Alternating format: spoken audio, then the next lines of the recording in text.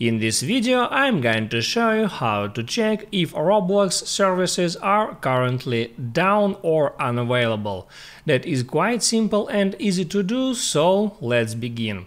If you got some issues with a Roblox app, all you have to do is go to your Safari browser, or you can use another browser, and then type in that URL status.roblox.com. That's official Roblox website to check current Roblox status.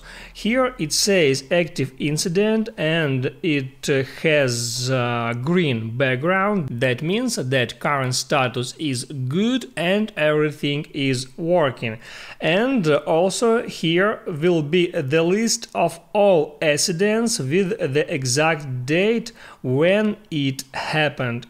So I can see that at 20 of August it was degraded memory store service for creators. And I can scroll down and there will be the more detailed statistic about website, mobile app, Xbox app, avatar and blah blah blah blah blah. A lot of different options. And also here will be a lot of other information about other issues on Roblox. And here you can always check if Roblox is currently work properly.